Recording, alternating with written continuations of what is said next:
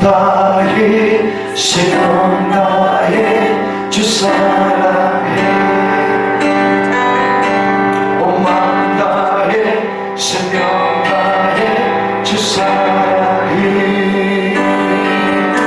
온 마음 다해 생명 다해 주 사랑해. 우리 하나님께 영광의 박수, 사랑의 박수를 보내드립니다.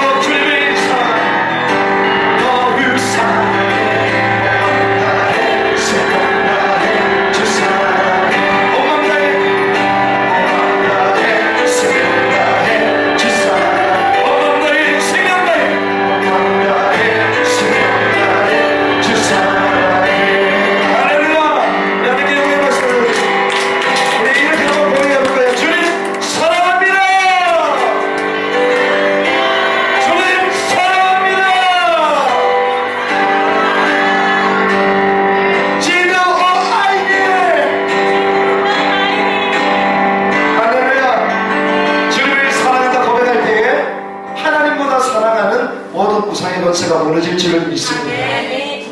베드로가 비록 실패했지만 내가 주님을 사랑한다 그 고백 앞에 모든 사랑에 조롱하는 소리가 다 멈춰졌습니다. 우리 스스로 좌절하고 우리 스스로 죄의식 가운데 있고 우리 스스로 영적 문제에 걸려서 헐떡이는 인생이 아니라 우리가 주님을 사랑한다 고백할 때에 하나님은 우리에게 새로운 시작을 할 수 있는 은혜를 주실 것입니다. 우리가 현실과 문제와 죄 가운데 묶이는 것이 아니라 하나님을 사랑합니다. 내가 십자가를 붙듭니다. 내가 그리스도만 필요합니다. 이 언약을 붙들고 승리하시기를 주님의 이름으로 축복합니다. 온 마음 다해 생명 다해 주 사랑해. 온 마음 다해 생명 다해 주 사랑해. 온 마음 다해 생명 다해 생명 다해 주 사랑해. 온 마음 다해 생명 다해 주 사랑해. 주의 사랑으로 사랑합니다. 주의 사랑으로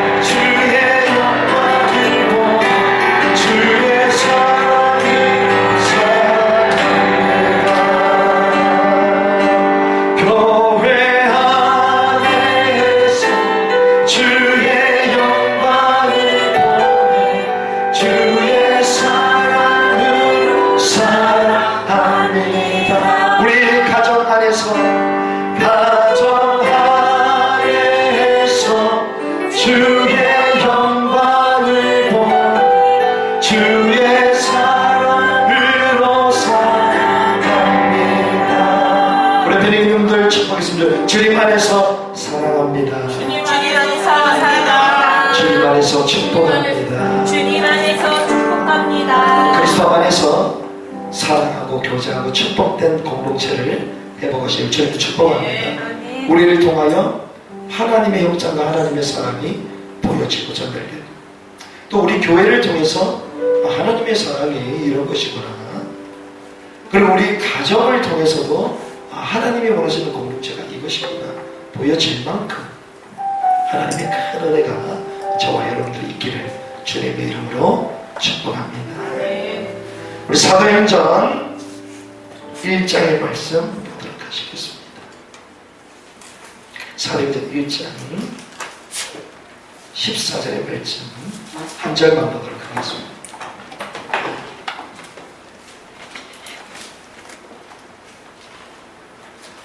사도행전 1장 14절의 말씀 제가 먼저 한 절 읽고 여러분들이 한 절 읽고 그리고 마지막 같이 한번 읽도록 하겠습니다.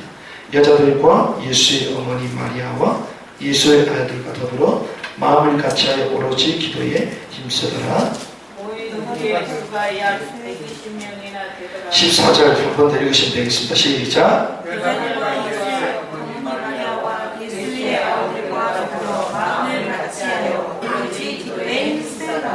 여자들과 예수의 어머니 마리아와 예수의 아들과 더불어 마음에 같이하여 오로지 기도에 힘쓰더라. 아멘. 우리가 오늘 두 번째 천명 목표, 하나님이 저와 여러분들에게 주신 천명의 목표가 있습니다. 여기에 절대적으로 필요한 것이 있죠. 오늘은 여기 두 번째 말씀을 나눌 것인데요.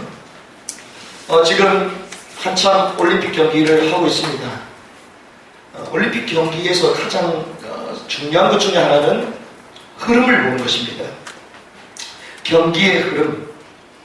이 경기의 흐름을 보고 거기에서 주도권을 찾는 것이죠. 이 주도권을 딱 잡으면요, 그때 비로소 승기를 잡게 됩니다. 이 흐름을 가져올 수 있는 거죠. 이 승기를 가져와야지 비로소 승리할 수 있는 것입니다. 그래서 우리가 어제 이 말씀을 나눴습니다. 우리 인생에 있어서 진정한 승리를 하려면 이 승리의 흐름을 가지고 와야 되겠죠. 그 흐름이 무엇입니까? 그것이 복음의 흐름입니다. 창세 때부터 시작됐던 인간의 근본 문제, 사랑하는 우리를 창세기 3장의 문제, 하나님을 떠나도록 죄 가운데 지옥의 계급 가운데 고통을 당하는 흐름을 계속 전달합니다. 실패의 흐름을 전달합니다. 그런데 하나님은 창세기 3장 15절, 노예된 인생에게 출애굽기 3장 18절, 포로된 인생에게 이사야 7장 14절, 이런 복음의 흐름, 승리의 흐름을 우리에게 주신 것이죠. 이 복음의 흐름이 내게 들어와야 됩니다. 이 성경에 나오는 복음의 흐름, 그래 성경에는 그래 예수 믿으면 구원 받는다더라, 그래 이 복음 붙들면 승리한다더라, 머리로만 이해하는 게 아니라 이것이 내게 와야 되는 거죠. 이것을 우리는 구원이라고 말하고, 이것이 우리에게 하나님의 복음이 내게 임한 은혜라고 말하는 것입니다. 내게 복음의 흐름이 들어와야 되는 것이죠. 그러면 내게 복음의 메시지가 생기기 시작하는 것입니다. 그래서 누굴 만나도 인생의 답을 줄 수 있는 구원의 길, 이 메시지가 내게 정리가 된다. 이것이 인생 승리의 흐름을 가지고 있는 것입니다. 저와 여러분들에게 복음의 흐름이 우리에게 깊숙이 들어오고 이 속에서 내 인생의 답을 발견하고 메시지가 정리되는 은혜가 있길 바랍니다. 이게 우리에게 싹 들어와야 되는 거예요. 우리가 왜 인생의 승리를 하지 못하냐? 메시지가 정리 안 되니까 순간순간 문제 앞에 무너지는 것입니다. 정리가 안 되기 때문에. 궁극적으로는 승리한 게 맞지만 현실 속에서 계속 무너지는 이유는 현실의 그 메시지를 계속 놓친단 말이죠. 이것이 정리가 되는 것입니다. 이 메시지가 들어올 때에 결국 인생은 변화가 되는 것입니다. 그렇습니다. 단순한 말씀이 아니라 메시지가 들어와야지 사람은 딱 바뀌는 거예요. 그렇습니다. 메시지가 머리에 탁 가게 되면요, 사람은 딱 변하거든요. 이거 먹으면 좋다. 메시지 딱 들어오면요, 딱 먹으러 갑니다. 이 동네에 냉면 맛있게 하는 데가 있거든요. 몰랐는데 딱 보니까 맛있어 보여요. 이 메시지가 우리한테 딱 들어왔어요. 그러니까 막 더우면 냉면 먹으러 가지 이렇게 되는 겁니다. 메시지가 딱 들어오면 변하거든요. 여름 되면 뭐 먹어야 됩니까? 개고기 먹어야 돼요. 메시지가 싹 들어오면 먹으러 가야 돼. 어떤 사람은 막 자기가 잘 못하니까 다른 데서 붙여주기도 하고 집에 가서 세팅해놓고 먹고, 그런데 요즘 보니까 그 올림픽 양궁 금메달리스트 뭐 고기 먹었다 이러니까 누가 막 얘기를 했잖아요. 근데 그건 안 바뀌는 겁니다. 왜? 메시지가 들어갔기 때문에. 그거 먹으면 좋구나. 그렇죠. 변화가 되는 거예요. 불신자를 만났습니다. 불신자들에게 인생 문제가 있단 말이죠. 이 메시지가 증거되면 불신자가 바뀌게 되어 있습니다.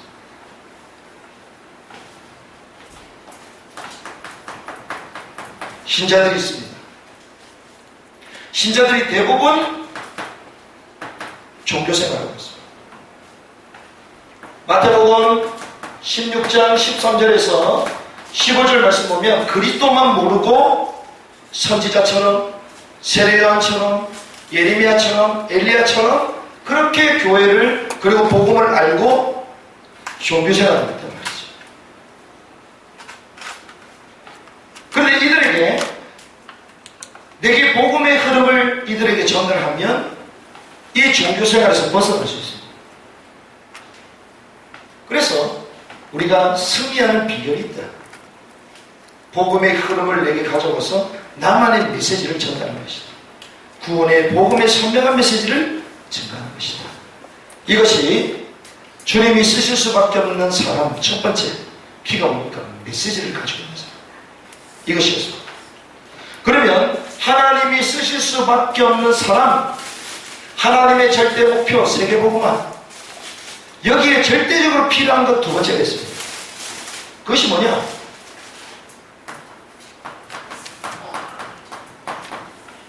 한 팀이 필요합니다. 팀. 그래서 오늘 사도행전 1장 14절에 보니까 이렇게 얘기합니다. 여자들과 예수의 어머니 마리아와 예수의 아우들과 더불어 마음을 같이하여 오로지 기도에 힘썼다. 마음을 같이, 이게 한 팀입니다. 팀.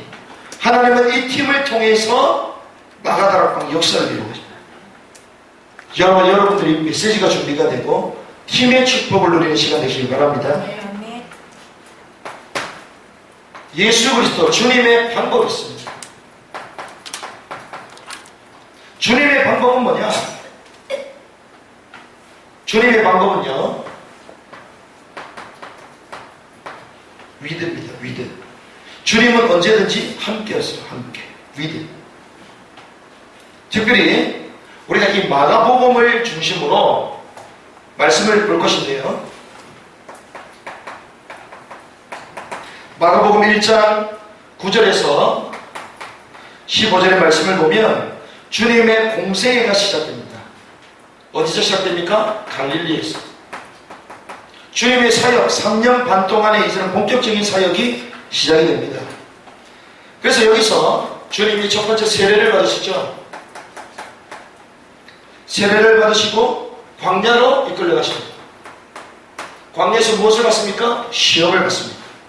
물질적인 시험, 그리고 나를 경배하라, 이런 인간에게 가장 나약한 이런 원시적인 이런 시험을 받는데 주님은 말씀으로 이겨내시죠.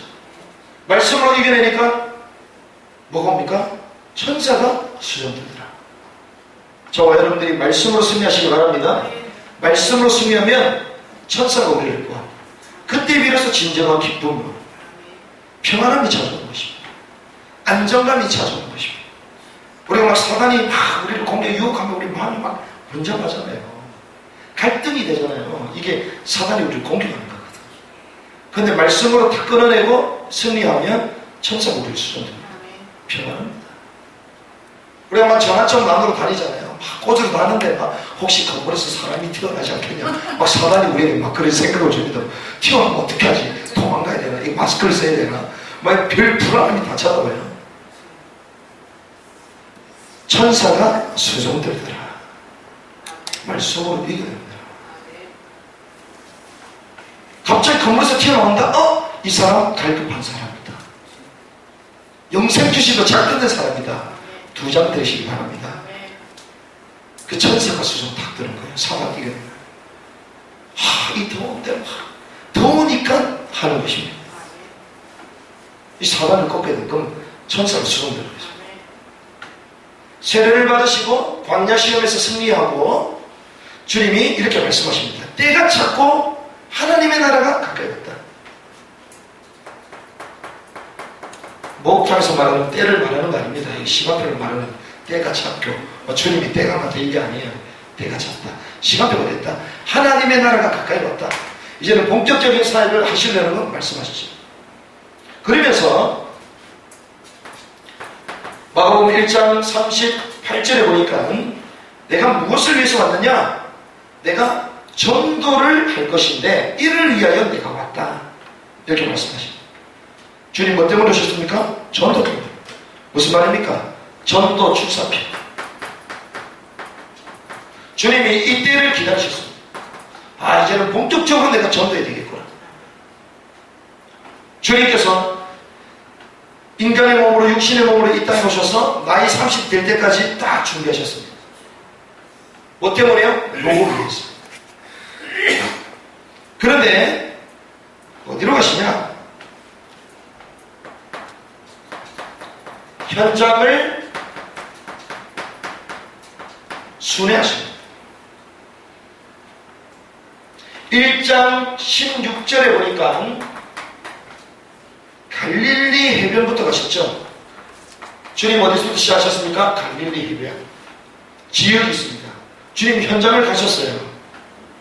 1장 21절 가버나움. 이 지역에 가버나움이라는 지역을 가셨습니다. 여기 특별히 회당입니다. 가버나움에 있는 회당으로 또 들어가셨습니다. 1장 29절에 보니까 시몬과 안드레의 집으로 또 들어가셨습니다. 제자들의 집으로 또 들어가셨죠. 그러면서 2장으로 넘어가니까 2장 1절에 다시 가버나움으로 가셨다. 자, 다시 가버나움. 2장 13절에 보니까 다시 바닷가로 가셨다. 가버나움과 바닷가를 또 다시 가셨습니다. 이걸 우리는 뭐라고 해야 합니까? 반복이다, 반복. 주님은요, 현장을 순회하시고, 그리고 재방문 반복하셨어요. 우리는 전도 캠프 이러면 사도바울이 한다고 생각하잖아요. 예수님이 먼저 하셨어요. 그렇죠. 예수님이 한 지역을 정해놓고요, 하나씩 들어가셨습니다. 그러고 나서 다시 또 들어가셨어요. 이게 주님의 전도 주사표죠. 3장으로 넘어가서 3장 1절에 보니까 다시 회당으로 가셨다. 또 다시 보니 3장 7절에 보니까 바다로 가셨어요. 자, 주님이 현장을 정해놓고 순회하셨습니다. 그리고 돌고 나서 어떻게 해요? 또 반복하셨어요. 자, 왜 반복하셨느냐? 이게 중요하죠. 지역을 돌았다. 이게 중요한 게 아닙니다. 우리가 현장을 막 전도지 두고 전도하러 다니고 다니는 게 중요한 게 아닙니다. 우리 많이 다녀봤잖아요. 근데 주님은요, 전도 주사표. 이제 전도해야 되겠다. 현장 가서 이제는 다 돌았습니다. 돌면서 현장에서 일꾼을 찾았어요. 현장을 살릴 일꾼을 찾았습니다. 1장 16절에서 17절 보니까 누가 나옵니까? 시몬, 안드레 나옵니다. 시몬 누굽니까? 베드로죠. 19절에 야고보, 요한 나옵니다.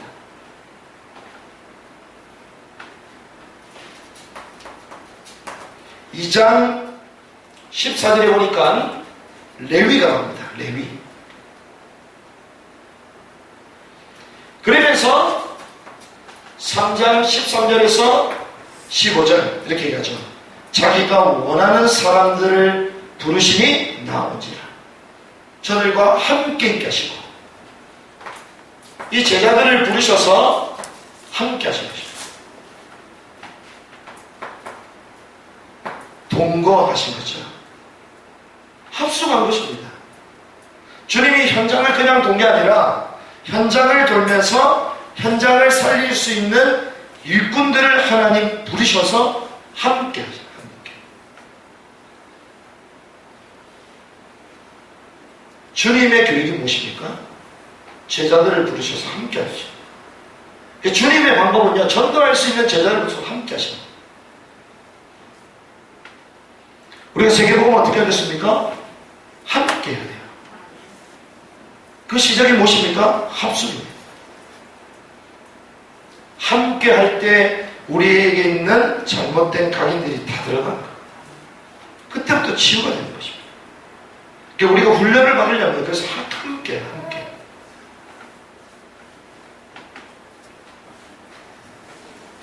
이 제자들에게 주님 뭐라고 말씀하십니까? 주는 그리스도시요 살아계신 하나님의 아들이십니다. 마태복음 16장 16절.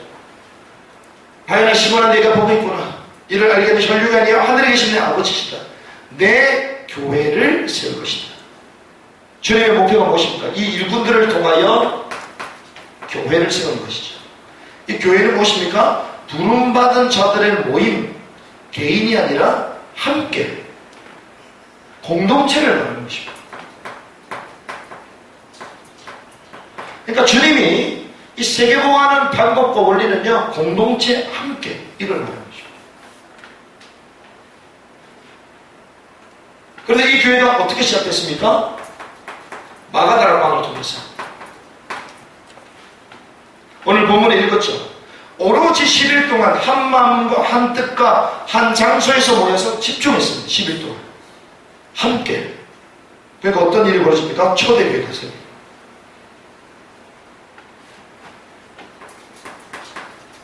초대교회를 통하여 예루살렘 전도운동이 일어납니다. 예루살렘 전역에 전도운동이 일어납니다. 이 출발이 어디서요? 함께 하면서. 안디옥 교회를 통해서 예루살렘을 넘어 선교 운동이 일어납니다. 주님의 전도운동의 역사, 선교운동의 역사가 시작이 되죠. 혼자 했습니까? 아닙니다. 함께. 그래서 주님은 언제든지요, 함께 입은 것. 위대, 초대교회도 함께. 안디옥 교회도 함께. 함께 하면서 이게 팀이 된 것입니다. 이게 주님의 방법이죠.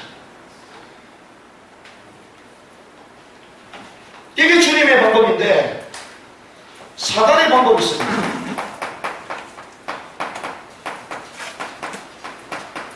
이 사단의 방법은 뭐냐, 도대체? 사단의 방법은요, 위드가 아니라 원레스입니다. 원리스가 아니고 원레스. 하나 되지 못하게 하는 거예요. 아니, 주님의 방법은요, 함께 하는 거거든요. 사단은요, 하나만 못하게 만들어요.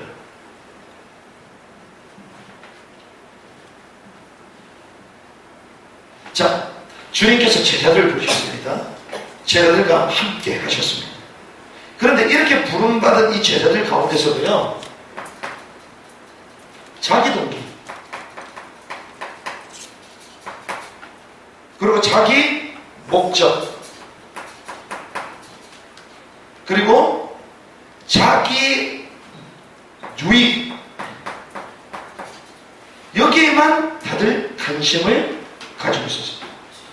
이걸 뭐라고 해야 됩니까? 에고 중심이다. 자아 중심의 각인.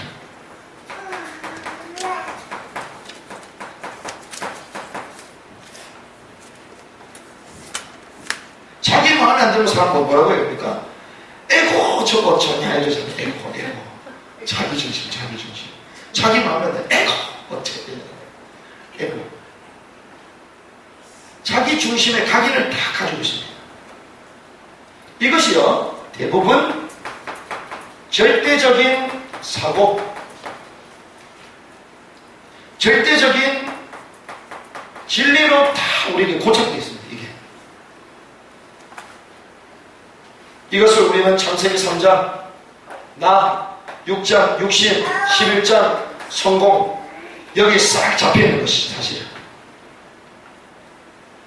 그래서 누가복음 9장 46절에서 48절 보니까요, 제자들이 자리 싸움하는 것이야.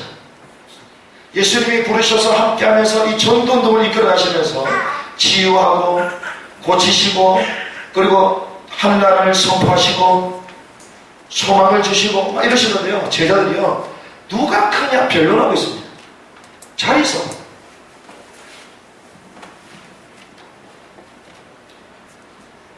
왜 그렇습니까? 자기 동기, 자기 목적, 자기 유익, 이것이 나 중심이다. 예수님께 부름 받았지만 자기라는 것을 못 내리고 있는 거예요. 나라는 거예요. 우리가 주님의 부름을 받았지만 신앙생활 하다 보면 나 중심, 이게 안 무너진다고. 이게 팀도 되고 같이 부름도 하는데 어느 순간 나라는 게 계속 올라오는 거예요. 나 중심. 내가 볼 때는 저게 아닌데, 다른 사람이 볼 때는 너 보면 또 그게 아닌데, 계속 충돌되는 것입니다. 왜? 나라는 생각을 다 가지고 있기 때문에. 그러니 몸은 함께 있지만 실제로는 비교하는 것입니다. 비교하니까 자연스럽게 어떻게 해야 됩니까? 경쟁하게 되잖아요. 나도 모르게 비방하게 되는 것입니다. 험담하게 되는 거예요. 험담하니까 결국 뭘 얘기해야 됩니까? 상대방의 약점을 얘기합니다. 결국 이간질을 합니다. 그러니까 하나가 돼야 되는데요, 오래 있으면 있을수록 계속 이런 비교의식과 비방과 험담과 모함과 루머와 이간질과 다툼과 막 있다니까요.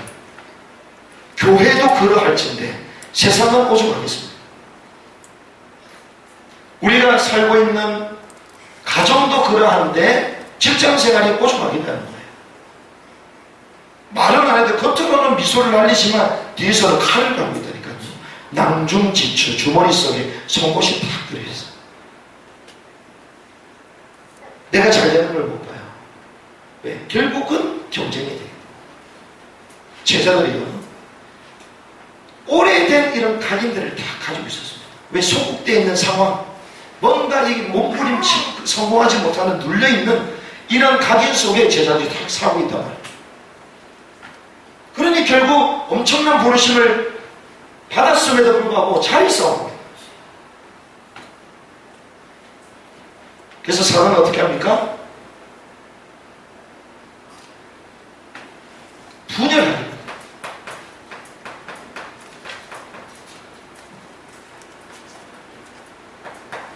이 하나님의 언약과 이 함께하는 곳에서 이탈하게 만드는 것이죠. 여기 사단의 전략입니다. 하나님은 언제든지 with, 함께. 근데 사단은 언제든지 원, 레스, 분리, 이간. 사단이죠.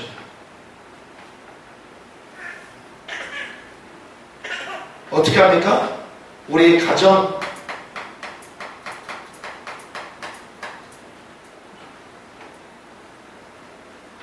하나 돼야 되는데 계속 이탈되기만 합니다. 이번 주에 말씀을 나눴죠. 가인과 아벨 같은 예배를 드리면서도 이탈됩니다.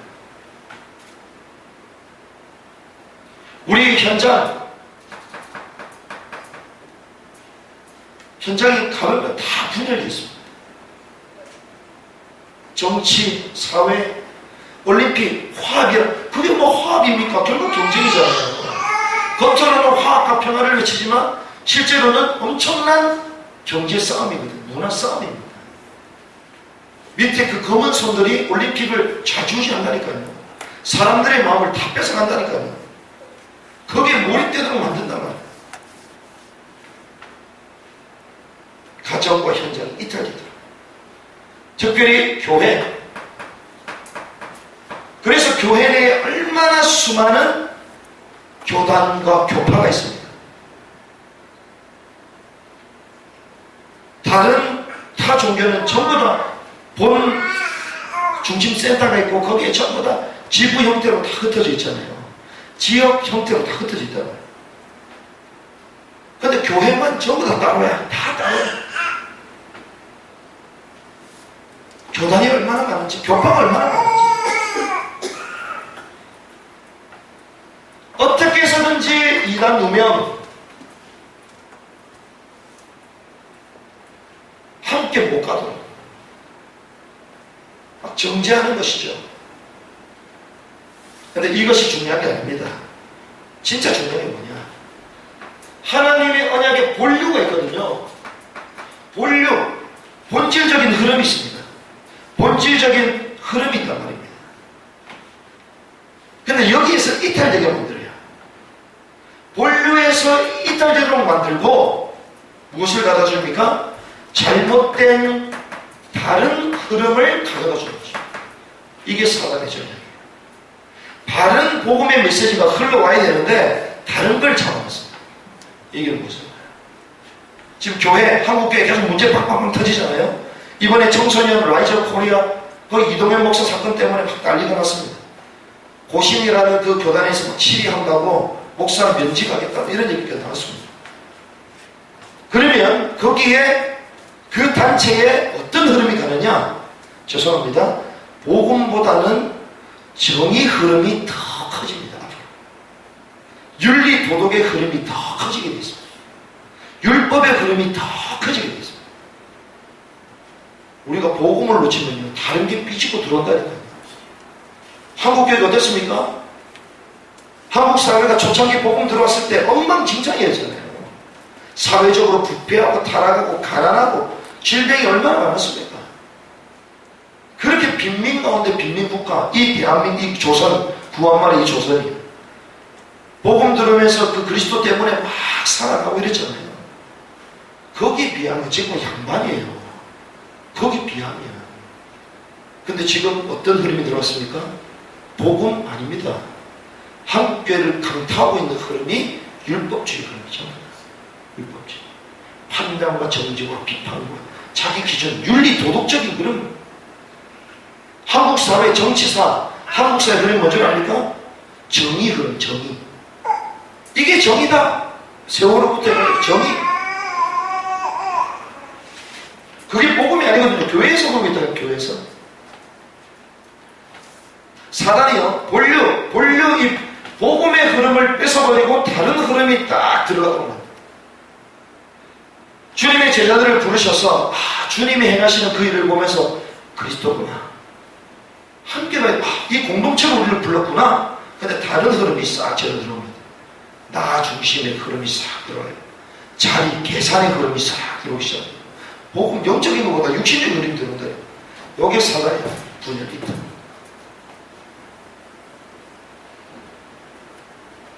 그러니 결국 뭐 하게 됩니까?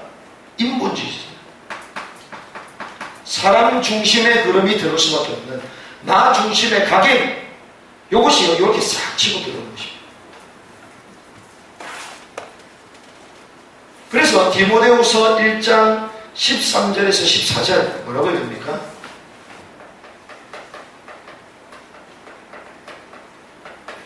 디모데후서 1장 13절 이번 주에 우리 읽어야 될 말씀인데요. 너는 그리스도 예수 안에 있는 믿음과 사랑으로서 내게 들은 바 바른 말을 본받아 지키고 우리 안에 거하시는 성령으로 말미암아 네게 부탁한 아름다운 것을 지키는 1세대를 통하여 주신 본류의 가장 중요한 흐름들을 줬는데 아름다운 걸 지켜야 되는데 이걸 거절합니다. 바울이 아름다운 거 지키라고 그랬거든요. 그럼 다 거절 실패. 그건 다 타락했기 때문에 실패. 그래서 사람이 결국 어떻게 해야 됩니까? 독립을 하는 것입니다. 독립하고요. 개척을 하는 거예요. 근데 아무것도 없이 독립하고 막 개척해서 어떻게 하겠다는 거예요. 결국 어떻게 됩니까? 미자립이 됩니다. 그래서 한국교회 미자립 교회가요 90% 이상입니다. 10명이 안 모이는 교회가 90% 이상이 됩니다. 교육자 어렵고요. 성도님들 힘들고 그러면서 아무데나 교회 건물 다 사가지고 이렇게 하고 있습니다. 왜 그런 줄 아십니까? 내가 하면 저 양반보다 잘할 수 있겠다. 이거거든. 내가 하면 우리 저 목사님보다 내가 더 잘할 수 있겠다. 다 튀어나와요. 다. 본류의 흐름을 지키면서 있으면 될 건데 하나님의 특별한 계획도 없는데 그냥 무조건 나왔어. 자기가 더 정의롭고 그래서 더 경건하게 살려고 하고 막 몸부림을 칩니다. 근데 자기에게 찾아오는 영적 문제 해결돼요? 안 되죠. 어느 순간 터져버려요. 그게 와르르 무너지는 거예요. 이게 사단의 방법. 하나님은 함께. 근데 나라는 이 잘못된 각인 이걸 못 벗어버리니까요.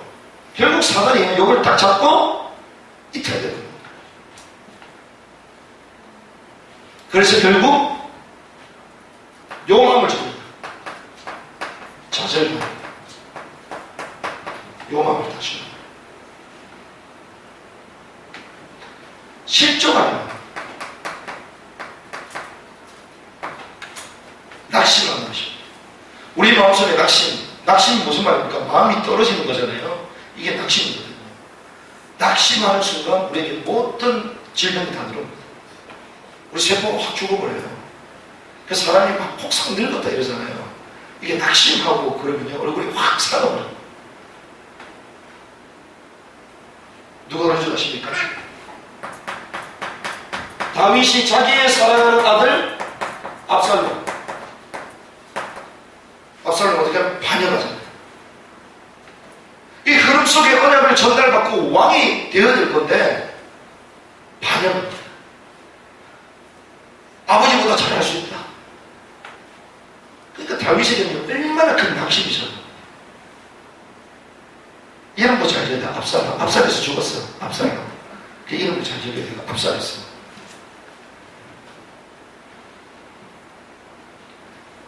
위대한 선지자 엘리야.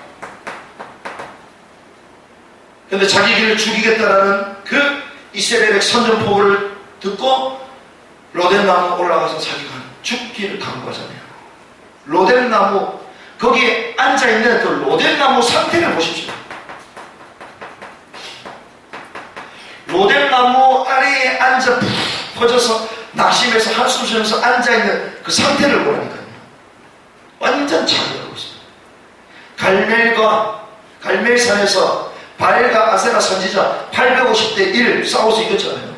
하늘에 불이 내리고 막 이랬던 불의 선지자 엘리야. 신비주의 능력. 근데 자기를 죽이겠다는 그 말에 못 견딥니다. 우리가 그래서 능력 있는 사람 너무 따라다닐 필요 없어요. 막 기적이고 능력이 일어나잖아요. 능력만 일어나지 자기 문제 치우면 안 돼. 저 어떤 분 그런 얘기 하잖아요. 우리나라에는 유명한 부동산가 계십니다. 한때 날려줬던 분이야. 이 목사님 날려주고 막 전 세계를 돌아다니면서 이분이 또 얼마나 멋있냐. 흰색 양복 있거든요. 다 흰색 양복 입고 다니면서 다 지원해주고. 근데 웬일이요? 집에 자기 자녀는 돌아서 자기 자녀 돌아가지고 치우면 안 돼. 그래서 이걸 말할 수가 있습니까? 말을 못 하잖아요. 이렇게 딱 숨겨두고. 그런데 대한민국 최고의 부흥사, 자기 자녀만 보면 못 이겨. 견딜 수가 없는. 엘리야가요, 엄청난 역사를 이렇게 자기를 죽인다는 그 말 듣고 낙심하고 있습니다. 왜 그렇죠? 주여, 나만 홀로 남았거늘 주의 제재가 없습니다. 함께하는 사람이 없단 말이에요. 그러니까 좌절감이 찾아오는 거죠.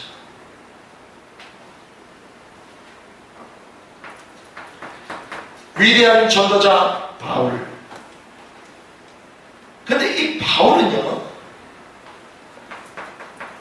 사역했던 제자가 있습니다. 데마.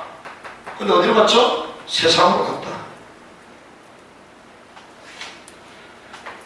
자기에게 해를 입힌 사람이 있습니다. 누구요? 알렉산더.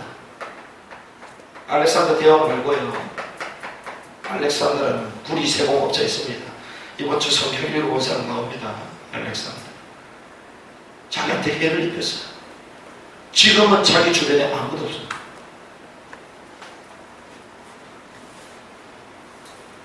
그러니까 어떻습니까? 마음에 좌절감이 찾아오는 거죠. 인생 관련해 엄청난 유럽 전체를 뒤바꿨던 세계복음화 했던 인물인데, 결국 사단은요, 중요한 역할을 감당 못하도록 계속 제자를 빼가는 거예요. 여기에 대한 좌절감들이 딱 찾아와요. 근데 하나님은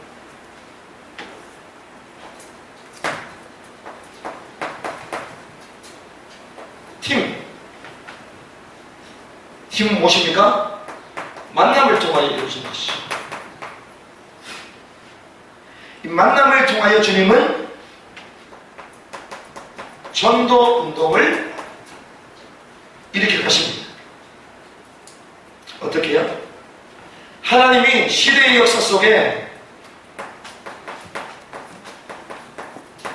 출애굽 운동하기 위해 하나님은 출애굽 공동체를 준비하셨습니다. 모세 혼자 했습니까? No. 모세를 받아준 사람이 누구죠? 이 살인자를 받아준 사람이 이드로 장로입니다. 이드로. 그래서 때로는요, 처가살이 더 좋아. 할렐루야. 처가살이 괜찮은 거야. 너무 안 좋게 얘기하면 모세가 이거 처가살해가지고 성공한 사람이라니까. 그렇죠? 여러분들 기억하시기 바랍니다. 배경 오는 남자들 괜찮아. 전 처가살 가고 싶고 할 수가 없어. 죽으니까. 저는 막 가고 싶거든요. 가고 있으면 얼마나 좋은지. 거위부터 오리부터 완전 거기는 진짜 사람이 사는 곳이야. 진짜 사람. 진짜 옛날 사람들, 여러분들. 화장실 가면 누르는 게 없어. 진짜 좋은데. 그렇더라고요. 그래서 우리가 이거 다음에 우리 랩런들 데리고 한 달씩 가서 훈련도 자연과 버싸마 이래 살아야 되겠다 싶어요. 이 모세가요, 히드로. 누가 있었습니까? 아론. 입이 대준 아론. 갈렙. 요수아. 팀이 됐죠. 그냥 출애굽한 게 아니라 그 팀으로 하나님은 출애굽 전도한다 하신 거죠. 근데 이게 만남 속에 하나님을 찾은 거죠. 누가 살인마를 자기 삶에 삼겠습니까? 스펙 따지죠. 키는 몇이고 배경은 얼마, 배물은 얼마 정도 갖고 와야 되고, 얘가 가능성이 있는지 없는지, 호대는 멀쩡한지 뭐 이런 거 다 따질 거 아니에요. 근데 만남 속에 하나님께 딱 보십니다.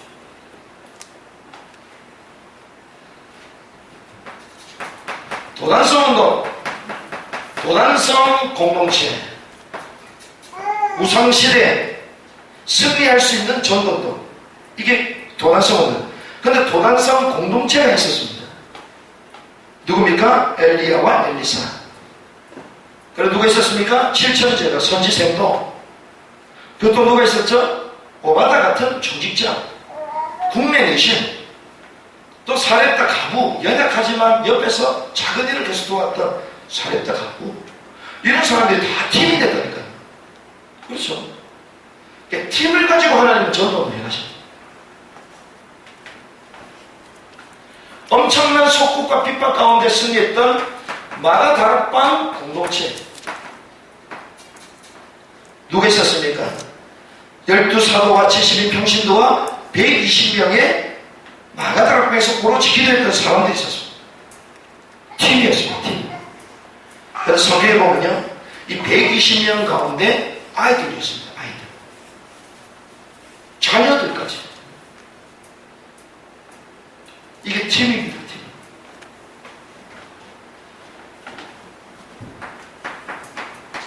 유럽을 섬겨야 되고 세계를 이방인을 섬겨야 되는 안디옥 공동체.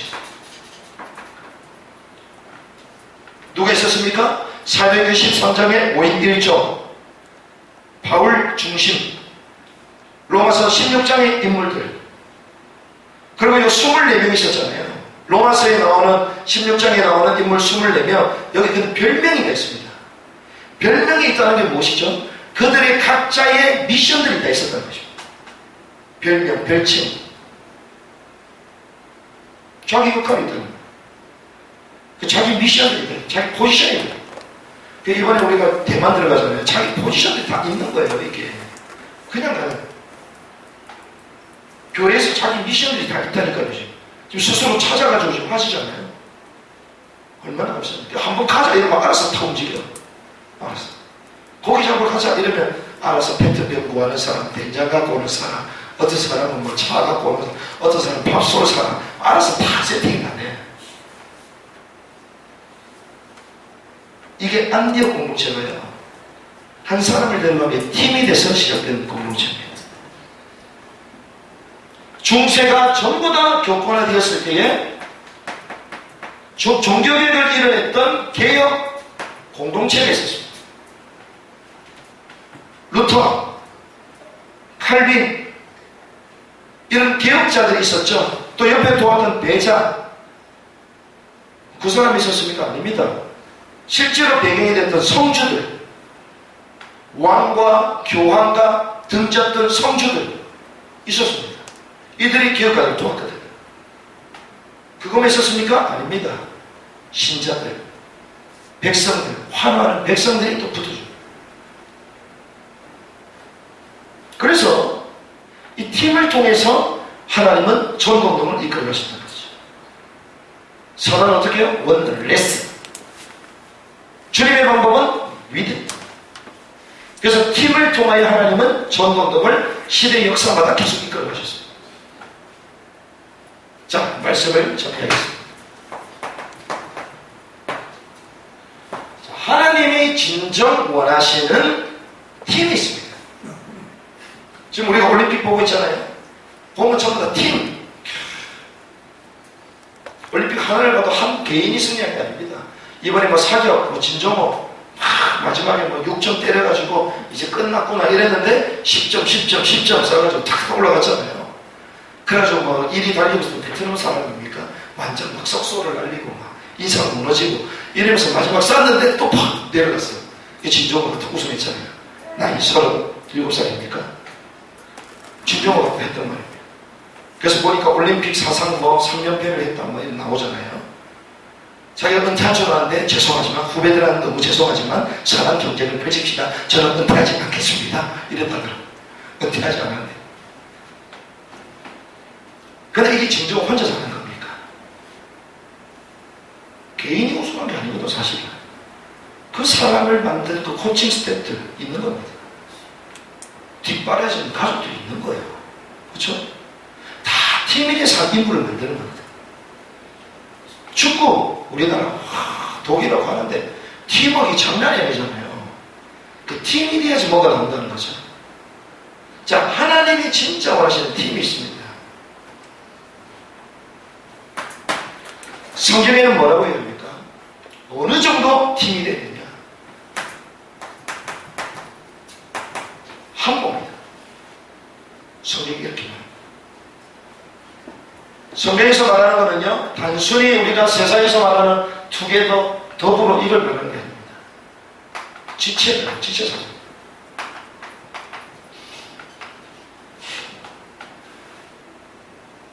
제가 발가락이 하나가 아프면 머리까지 막 신경 쓰이잖아요. 이게 지쳐버려요. 우리가 성도님들 모든 사람이 있으면 뭐 하고 있을까? 밥은 잘 먹고 있겠냐? 영적인 생활은 잘 하고 있냐? 이렇게 궁금한 거잖아요. 주일날 그 짧게 봐도 기쁘고 이런 겁니다. 가죠. 제가 금요일에 학문 얘기했잖아요. 학문. 그렇습니다. 약한 자도 쓰임 받을 수 있는 걸. 그렇죠. 손, 발, 학문. 누가 우리가 대빵이 될 거냐? 학문 너는 안 돼, 너는 안 돼. 손이 대빵이 할 거다. 머리가 대빵, 발이 대빵이 할 거다. 학문이 열받아 가지고 딱 닫고 있으니까 손, 발, 머리가 힘이 쭉 빠지면서 긴장이 그래가지고 결국 학문한테 네가 대빵해라. 그랬다는 거 아니겠습니까? 그 약한 자도 쓰임 받을 수 있다. 그렇습니다. 한몸 지쳐서 그래요. 손과 발이 노조 대모를 하면서 날마다 우리는 입만 좋은 거 만드는 거 아니냐. 계속 먹을 거 좋은 거 손을 잡아가지고 입만 탁 넣어주고 입만 좋은 데 하는 거 아니냐. 입이 열받았어요. 입이 싹 닫으니까 뭐부터 힘이 빠집니까? 손발에 힘이 쫙 빠져요. 입을 좋아하게 하는 게 아니잖아요. 결국 손발은 힘이 가는 거거든요. 이게 돼야지 비로소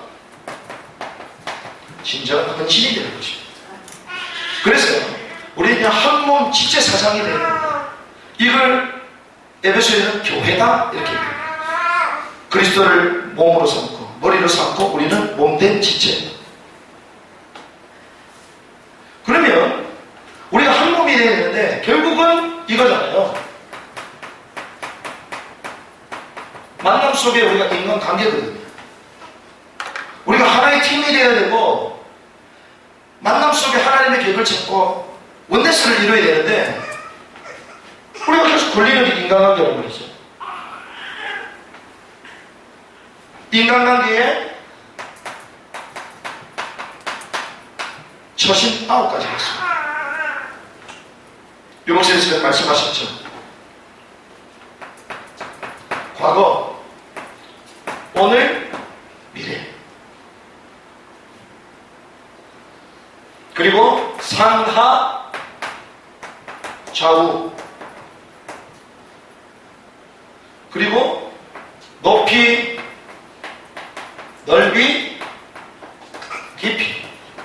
요 세 가지를 동시에 갑니다. 우리가 인간관계에 있어서 처신을 해야 되는 9가지 기준이 있는데요.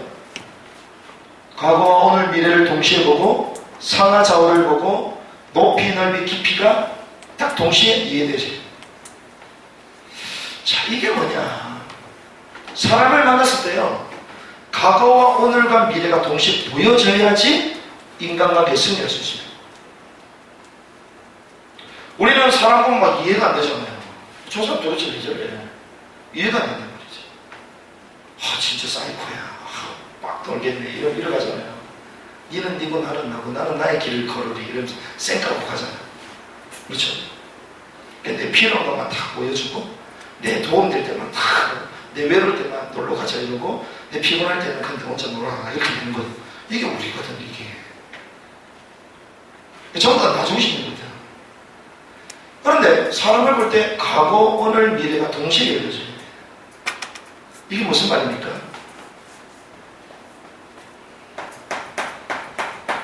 답이 있어요. 우리에게 답이 있으면요, 이 동시에 보여집니다. 이 사람이 지금 겪고 있는 이 이유가 과거의 문제구나.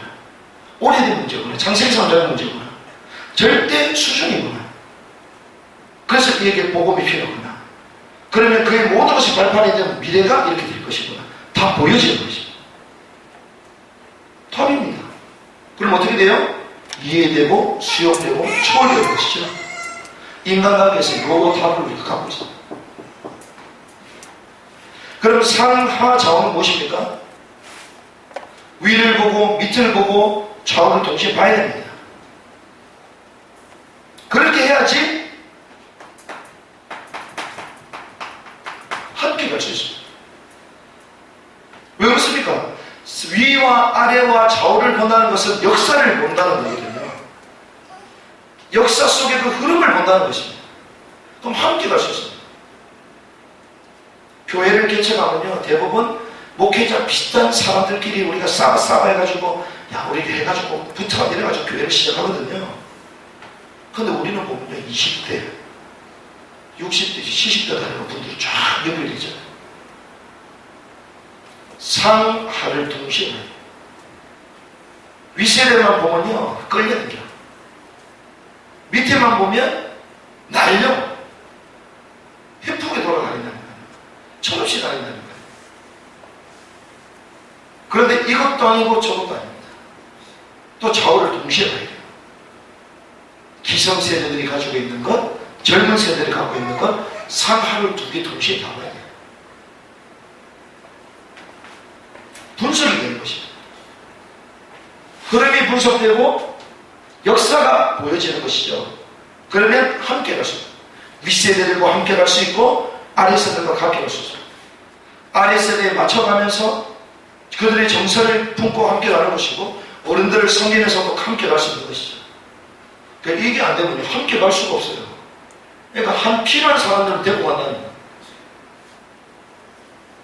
그래서 우리에게는요, 1세대가 중요한 겁니다. 어린 세대가 중요한 거예요. 기성세대가 중요한 거예요. 그리고 젊은 세대도 중요한 것입니다. 함께하는 것이죠, 인간관계. 우리가 높이와 넓이와 깊이, 높이와 넓이와 깊이가 되면요, 결국 이걸 할 수 있습니다. 지속할 수 있습니다. 무슨 말입니까? 날로 치유되고 갱신되고 회복되기 때문에 지속적으로 계속 함께 답을 주면서 갈 수 있는 거예요. 날로 세워지는 높이와 넓이와 깊이. 그냥 아는 것 같은데, 복음 다 아는 것 같은데, 시간이 지나면 더 깊이 알아. 아, 이 사람 그냥 내가 다 안 것 같았는데, 시간 지나면 지날수록 더 있어. 이야, 진짜 깊구나. 진짜 넓구나. 이 복음이라는 게 측량할 수 없는 그 길이 속에 있는 거구나. 이러니까 지속적으로 쭉 가는 거죠. 우리가 인간관계에요, 요 9가지 처신을 딱 하고 있습니다. 이게 되어야지 한 몸이 되는 거예요.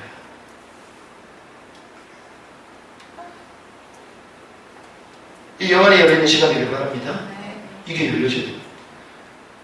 그래서 사람들에게 답을 줄 수 있는 거 아닙니까? 오늘 보니까 막 동네 아줌마들 막 다 내려왔어. 이야, 대단하구나. 얼마나 시끄러운지. 그래가지고, 역시 시끄러워야 된다. 원래 카페는 시끄럽지 않아요? 그래, 시끄러워야지. 그래가지고, 야, 그거 좀 시원하게 틀어놓고, 나중에 갈 때 막, 역시, 동네 아줌마들한테 자주 와야 돼. 그래, 막 음료수 뭐 마셨다고 또 꼭꼭 하고 이러는데, 그분들이 딱 봤을 때 우리가 이렇게 보여줘야 되거든. 이게 보여요. 이때 비로소 우리에게 이게 됩니다.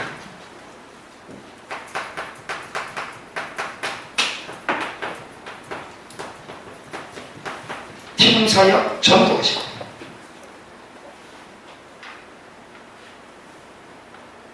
만남을 통하여 사역하면서 전도가 됩니다. 그래서 우리가 단순히 우리 팀이 돼서 이게 아니잖아요. 팀이 된다는 것은 만남 속에 답을 얻은 사람이 팀이 되는 거예요. 예수님이 제자를 부르셔서 그들에게 답을 주셨잖아요. 팀이 되는 것입니다. 저와 여러분들이 여기서 답을 못 얻으면 뛰쳐나가야 되거든요. 뛰쳐나갔잖아요. 그게 너무 잘하셨어요. 안 맞으면 가셔야 돼요. 살아야 되니까. 그런데 또 필요하면 또 올 수 있습니다. 답을 얻어야지 팀이 되는 거거든요. 자, 그러면 이게 되어야 됩니다. 팀스랩 전도가 돼요. 사람을 만났는데요. 왜 팀이 안 되냐? 답을 못 줘서.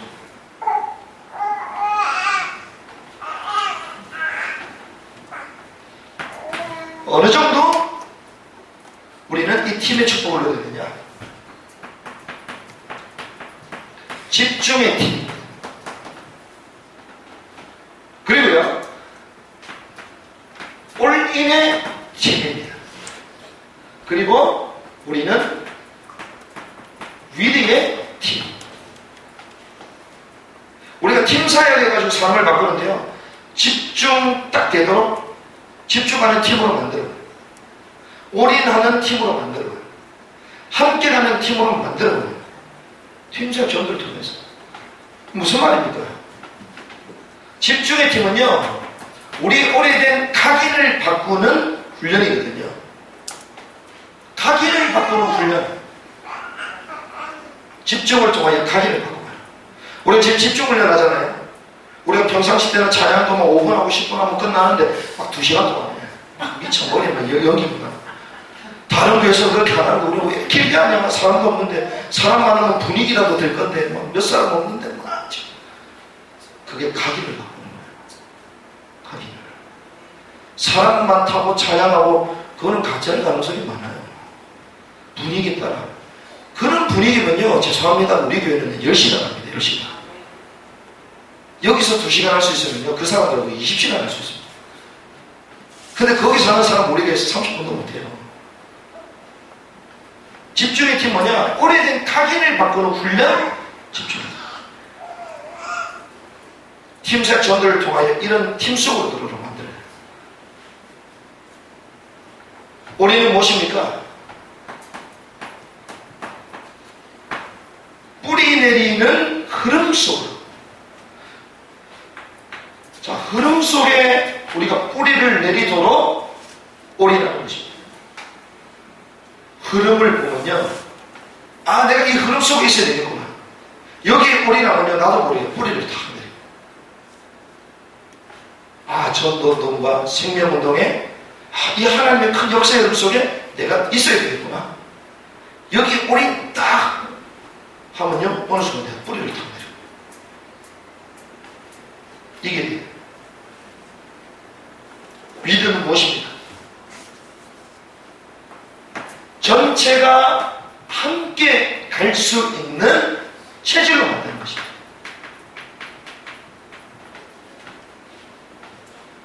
우리는 내 피하는 사람만 가잖아요. 그러니 하나님이 사람을 안 붙여요. 전체가 갈 수 있어요.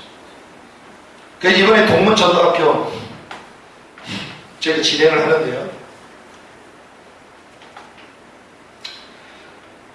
제가 동문전도학교를 진행하는데 개척팀들이 모여가지고 하나씩 일어나니까 이거 위임대에 있는 동문들이 계시는데 이분들이 원래 모임을 하고 있었거든요. 그 여유도 있고 괜찮습니다. 근데 이분들이 긴장하기 시작했어요. 이거 뭐 별것도 아닌 이 사람들이 와가지고 개척하면서 뭐 얼마 되도 안 하는데 갑자기 동문전도학교를 서울에 산다 이러니까 막 세상 말로 막 뒤통수 맞았어요. 자기네들은 교회도 반반하고 위임 목사로 왔으니까 성도님들 많이 있잖아요. 거기 위임으로 왔으니까 다들 교회가 크잖아요. 이분들이 자체적으로 모임을 하고 있었는데 근데 사실은 본류 흐름 속으로 못 들어왔던 팀이거든요. 자체적으로 하고 있어요. 그런데 우리가 본류의 흐름 속에 교회가 세워지고 이 개척교회 하는 이 목사님들이 동문들이 모여지면서 지속적으로 하는 가운데 세워지잖아요. 이거. 그래서 우리가 지금 9월 4일에 세워진 거예요. 그러면 우리가 단순히 우리 개척한 사람들끼리 모여가지고 한번 해보자 이게 아니라는 거죠. 1세대, 우리 세대, 차세대 같이 보고 또 개척한 목사님들 뿐만이 아니라 위임 목사님들까지도 우리 위에 계신 선배님들도 우리가 그래서 연락을 전부 다 하는 거예요. 그러니까 동문회에서 깜짝 놀란 거예요. 아, 그냥 몇몇 모이는 사람끼리 그냥 이렇게 해가지고 전도학교 시작을 좀 알았는데 그게 아니라 이 서울에 있는 모든 우리 동문들을 우리가 다 확인하고 다 연락드리고 그래서 결국에는 이번에 9월 4일에 시작이 됐는데 뭐 이런저런 말들이 있긴 좀 있습니다. 하지만 제가 이렇게 진행하는 가운데 제가 그 얘기를 했거든요. 우리가 전체를 함께 갈 수 있도록 해야 되잖아요. 그러면 우리가 그 사람들이 볼 때는 우리를 볼 때 우습게 보는 거 아니냐. 막 몇 명 안 돼. 교회도 조그만 사람들이 모여가지고 뭐 한단다. 이렇게 본다. 그러니까 우리 수준 자체를 전체에 갈 수 있는 그릇을 키워야 된다. 그래서 저는 그런 생각을 했습니다. 축도, 권면 이런 시간을 만들어서 우리가 어른 목사님 모시자. 누굴 모시냐? 이 지역 어른 목사님, 최종훈 목사님 모시자. 저 그랬거든. 사람들이 멍하게 있는 거예요. 멍하게 있으면서 목사님 모시면 이것도 필요하고 막 얘기하면 이렇게 제가 주의해야. 그게 뭐가 문제냐? 그래가지고 얼마를 얘기하길래 제가 얼마나 이러니까 역시 제 목사님 믿음이 좋아요. 제가 주의야. 개척 수준, 개척교회 그 미자립교회 수준의 목회 스타일을 가지고 우리가 지금 동문정답게 하면 지금 쪼그라든다. 우리는 전체를 보고 우리가 섬기면서 가야 되는 건데 전체. 그러니까 알겠다는 거야. 알겠다고. 좋은 것 같다. 그래서 일단은 최정 목사님한테 얘기하겠다. 만약에 그거 안 되면 누구? 정원주 목사님 모시자. 좋다. 저희 교회에 우리 단체에 큰 어른이 오실 수가 있어요. 내년에 총회장님이 누구냐? 최정 목사님. 그런 시간 도수를 우리는 전체에 함께하는 거예요. 제가 사실은 다른 목사님, 제 옛날에 섬기던 목사님, 주선이도 섬겼던 목사님, 그럼 모시자 했던 제가. 안 되면 그렇게라도 해도 된다. 상관없다. 전체가 거죠. 이걸 알면요, 1세대 얼마나 소중한지 우리는 깨닫게 됩니다. 그렇구나. 물론 우리 마음적으로는 그렇게 와닿지 않아도 영적으로는 그게 이해가 되죠. 그렇구나. 그런 분들의 관심과 그 흐름이 있었기 때문에 지금 우리 교회가 있는 것이고 또 우리 세대가 있는 것이구나. 세상 말로 철드는 거예요. 이렇게 돼야지 이게 한 팀이 된다. 우리끼리 가고 그게 아니라 세계복음화 함께 하는 겁니다. 그래서 하나님의 절대 필요가 뭐냐? 메시지가 있어야 되고 팀이 있어야 돼요. 그래서 저희 공동체를 주님 어떻게 가죠? 팀이 되도록 하십니다. 나의 개인적인 생각과 유익과 목적 다 내려놓고 하나님의 절대적인 메시지와 시간표 속에 함께 하는 것입니다. 어디요? 전도. 그래서 제가 막 전화 좀 적고 막 하시는데 대단하시다. 하나를 얘기하면 두 개를 하시고 요즘. 옛날에는 하나를 하면 못 알아들었는데 지금 하나를 하면 두 개, 세 개를 하셔. 이야, 대단하다.